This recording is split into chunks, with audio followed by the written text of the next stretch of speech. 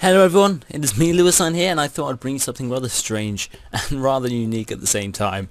This is a new UI I'm using, and of course it is Bartender4, which is one of the, well, it's pronounced to be one of the best UI modifiers slash changes there are at the moment. But I thought I'd give it a go. I haven't used UI modifiers a lot. This is my first sort of real go at one, because of course I feel that the normal Blizzard UI looks pretty cool, and I don't feel the need to change it.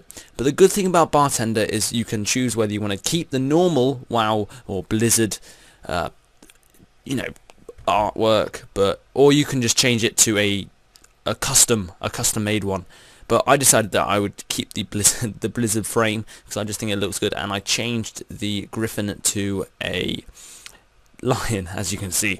So I think that's pretty cool. I didn't try and spend a lot of time on trying to minimize it down as much as possible. I'm quite new to keybinding, so I'm trying to get as many keybinds put in, even though they seem rather complicated at the moment. I'm trying to get to learn them as much as possible, and I wanted to make sure they was quite big, not too big, but big enough for me to be able to look down and see the moves that I'm trying to look for and trying to play. So that's good. I thought I'll do that. I would arrange all my moves into a certain order. Like I've got these big ones here, just my main moves to CC, fear, control, and also just reduce armor and increase my DPS, such as and decrease, of course, their DPS. So I've got my disarm to get rid of some of their DPS, especially when they burst, which is brilliant. I've got my fear. This is going to help me, get rid of, when I'm in a tight situation, to, give me a little space and allow people to spread out a bit more. And then I've got my devastate, which is just going to deal a bit of damage and also reduce the armor on the opponents and sunder their armor, which is pretty good, pretty decent. I've also got a couple of larger moves here. These ones are sort of just, they're more not stunning, but silencing effects and ways to counter a spell cast or just a move cast. And yeah, I thought that was a good idea, so I gave it a go, and I think it looks pretty awesome. Yeah, the whole way it's set out is good. The only problem I'm having is this bit here, because of course the bags open up on it, and this thing here is going to scroll all my quests and achievement that I'm trying to track down into this part here, which makes it look a little untidy. But of course I can always minimize it or counter all the ones that I don't need on there, or the ones I want to get rid of, really. So that's pretty good. And yeah, that's the UI. This is Bartender. Bartender is a really good UI modifier. I'm going to make a new, not a series, but just a singular episode on how to customize and rearrange parts of the bar and add on things like that. So of course you've got the left click, which is just allowing you to move stuff around. So as you can see, I've got my extra action bar, my vehicle bar on top of me there. I thought that was a pretty good idea, because that means that, if I'm mounted up on someone's mount, then I don't have to scroll the way down here to get it, or, I can just click right there, and it's right on top of me to help remind me that I'm on a mount, because you can forget occasionally, or at least I do, which isn't the best to do, especially when you're riding in a PvP battle and you realise that you're mounted up and you can't keep a flag or something like that. So that's good. And then of course you've got the right click, which adds the whole configuration, and this is including like the 10 bars that you can customize. See, these like separate bars, and these just extra ones.